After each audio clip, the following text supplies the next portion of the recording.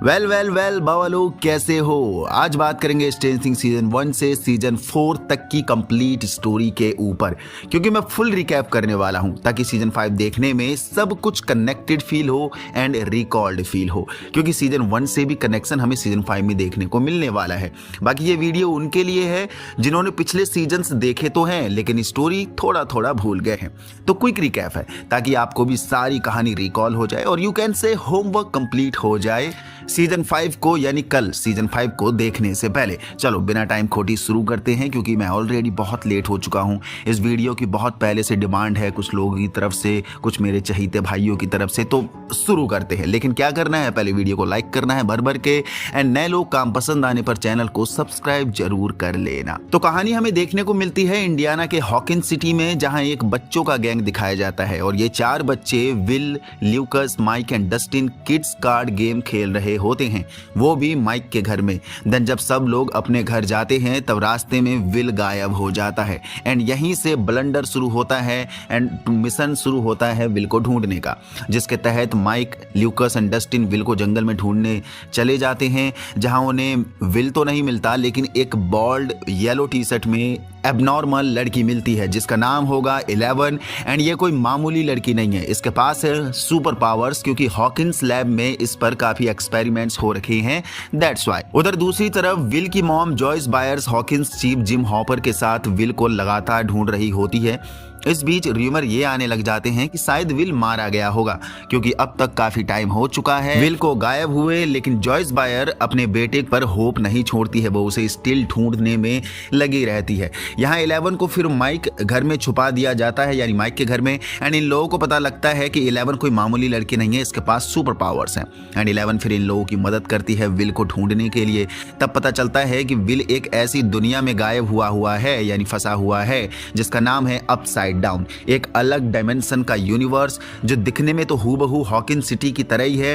And Hawkins lab में upside down में ही research चल रही थी यहाँ के क्रिएचर्स पर, यहाँ की दुनिया पर, क्योंकि अपसाइड डाउन में हमें डिमोगोर्गन जैसी आर्मी देखने को मिलेगी। दूसरी तरफ विल भी एक तरीका ढूंढ लेता है अपसाइड डाउन से ही अपनी माँ जॉयस बायर से कम्युनिकेट करने के लिए, बात करने के लिए, और जॉयस को यहाँ यकीन हो जाता है कि उसका बेटा जिंदा ही है। वो जिम हॉपर के पास जाती है, उसे सारी घटना के बारे में बताती है। तब जॉयस एक बार के लिए साइको साउंड करते नजर आई जिम हॉपर के सामने कि बच्चे की मोह में ये पागल सी हो गई है, क्योंकि विल लाइट्स के थ्रू बात कर रहा था जॉयस बायर से। जिम को लगा बेटे के गम में जॉयस पागल होते जा रही है। बाकी जिम भी अपनी पास्ट लाइफ में अपनी बेटी सारा को खो चुका है, इसलिए वो जॉयस की छटपटाहट को समझता है और उसके दर्द को भी समझता है। उसके बाद भी वो हेल्प करने में जुट जाता है जॉयस बायर की उस पर यकीन करके, ये सोचकर कि थोड़ी ही उम्मीद क्यों ना हो, मैं पूरी ताकत लगा दूंगा विल को वापस लाने के लिए। देन जिम को कुछ लीड मिलती है और उसे शक होता है कि विल के गायब होने के पीछे हॉकिंस लैब का ही हाथ है, एंड वो लैब के आसपास मशक्कत करके पता लगाने की कोशिश करने में जुट जाता है। दूसरी तरफ अपनी किड गैंग भी विल को लगातार ढूंढती है, यहाँ तक कि विल की आवाज 11 अपनी सुपर पावर से सुना भी देती है, क्योंकि 11 को किसी को ढूंढने के लिए रेडियो फ्रिक्वेंसी चैनल की जरूरत पड़ती है और उन्हीं फ्रिक्वेंसी के जरिए वो उस शख्स की आवाज भी सुना देती है। विल अपसाइड डाउन में अपने कासल बायर्स में सॉन्ग गाते हुए डिटेक्ट होता है और अब इसके फ्रेंड्स को भी यकीन हो गया कि विल अभी तक जिंदा है। दूसरी तरफ विल का भाई जॉनथन भी विल को ढूंढने के लिए लगातार कोशिश कर रहा था। वो माइक की बहन नैन्सी के साथ विल को ढूंढ रहा था, क्योंकि इस बीच नैन्सी की दोस्त बारबरा भी गायब हो जाती है। नैन्सी का बॉयफ्रेंड स्टीव हैरिंगटन जिसकी जॉनथन से बिल्कुल भी नहीं पटती है, लेकिन अब नैन्सी एंड स्टीव के बीच में कुछ ठीक नहीं चल रहा है। जब से बारबरा गायब हुई है उस रात के बाद यहाँ जॉनथन एंड स्टीव बाव और विल को ढूंढते हुए नैन्सी गलती से अपसाइड डाउन में चली जाती है एक पेड़ के थ्रू, और वहां उसे पता चलता है कि एक अलग ही दुनिया है और उन्हें यकीन हो जाता है कि विल एंड बाव वहीं फंसे हुए हैं। दूसरी तरफ हॉकिंस लैब का डॉक्टर ब्रीनर, जिसे पापा कह के इंट्रोड्यूस करा गया है, वो लगातार 11 को ढूंढने में रहता है। अब तक 11 के बारे में जॉनथन एंड नैन्सी को भी पता चल चुका था। 11 अपनी सुपर पावर से दोबारा विल को ढूंढती है, साथ में बार्ब को भी ढूंढती है, जो कि बार्ब मर चुकी थी, जिसका रिग्रेट नैन्सी को बहुत ज्यादा हुआ, क्योंकि नैन्सी खुद को जिम्मेदार समझती है बार्ब के गायब होने पर, उसकी डेथ पर। उधर नैन्सी एंड जॉनथन डिमोगोर्गन को मारने के लिए एक ट्रैप सेट करते हैं जो कि जॉनथन के घर में ही होता है। इतने में स्टीव भी इन्हें ज्वाइन कर लेता है और तीनों मिलकर डेमोगोर्गन को अधमरा कर देते हैं जॉनथन के घर में ही। दूसरी तरफ जिम को भी 11 के बारे में पता चल जाता है एंड डॉक्टर ब्रीनर उसे ढूंढ रहा है, इसलिए वो 11 को स्कूल में छुपा देते हैं। एंड यहाँ पर 11 फर्स्ट ट्रैक करती है विल को फर्स्ट टाइम, जो कि अपसाइड डाउन में कासल बायर्स में छुपा हुआ है।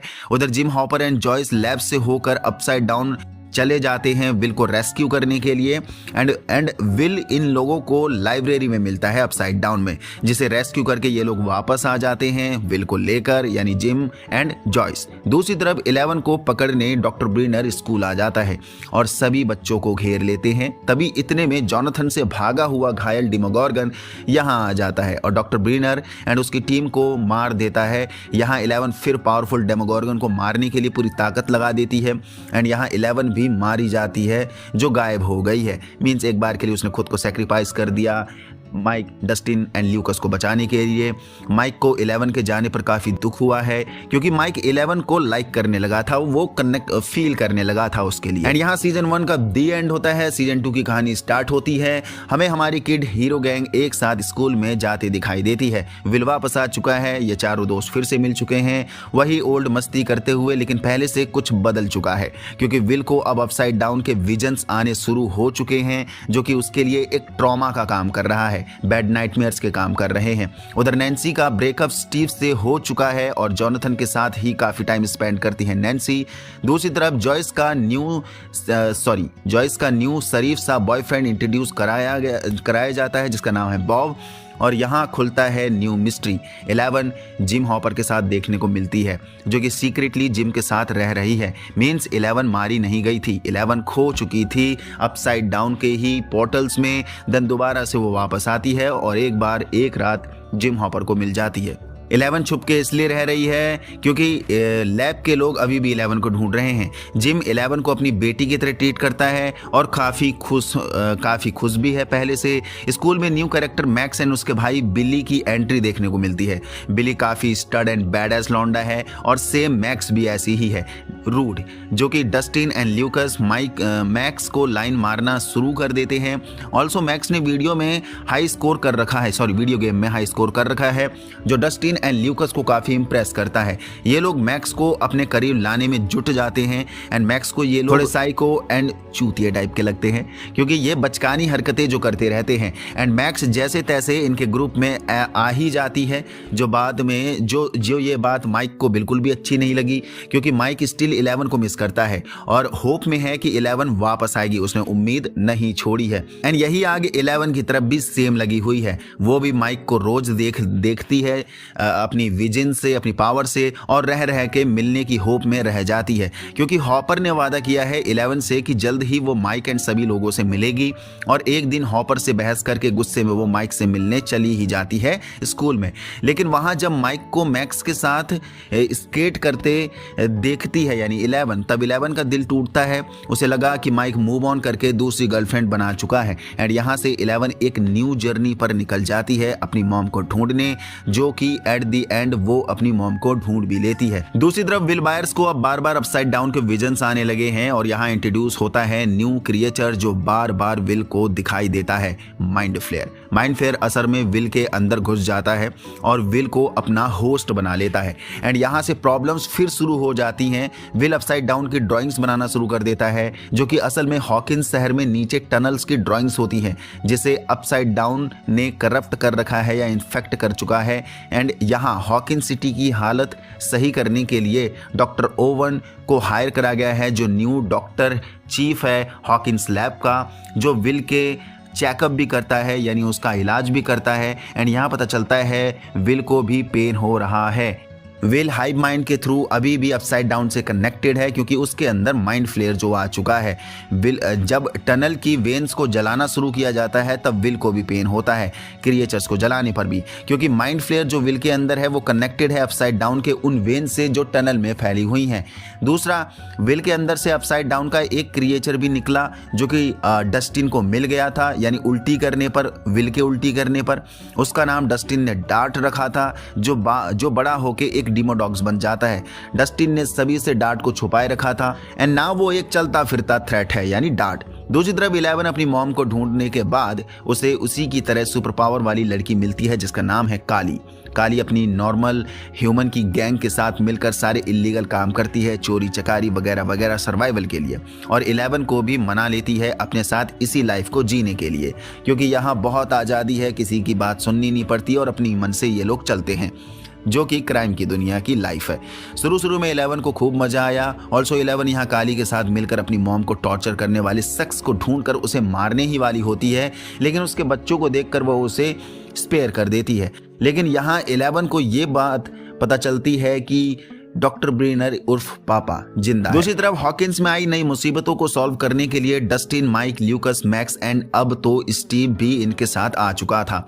ये लोग सॉल्यूशंस निकालते हैं, बट मुसीबतें सिर्फ यहीं तक नहीं है, क्योंकि हॉकिंस लैब का गेट अभी तक बंद नहीं है, इसलिए टनल्स के थ्रू अब डिमोडॉग्स भी हॉकिंस में आने लगते हैं। दूसरी तरफ डस्टिन का पैट डार्ट भी बड़ा हो गया है और वो भी डिमोडॉग बन के अपने ही जैसों को ज्वाइन कर लेता है। यहाँ मुसीबतें और बढ़ जाती हैं। उधर विल का इलाज करने के लिए हॉकिंस लैब ले जाया गया, पर यहाँ विल माइंड फ्लेयर के लिए एक स्पाई का काम कर रहा था, और उन टनल्स की वेन्स जलाने पर माइंड फ्लेयर काफ़ी नाराज भी था सोल्जर्स से, लैब के सोल्जर्स से, जो कि विल के थ्रू हॉकिंस लैब और उसके सोल्जर्स को नुकसान दे रहा था डिमोडॉग्स से मरवा कर। उधर पूरे हॉकिंस लैब में विल के थ्रू माइंड फ्लेयर सारे डिमोडॉग्स का अटैक करवा देता है।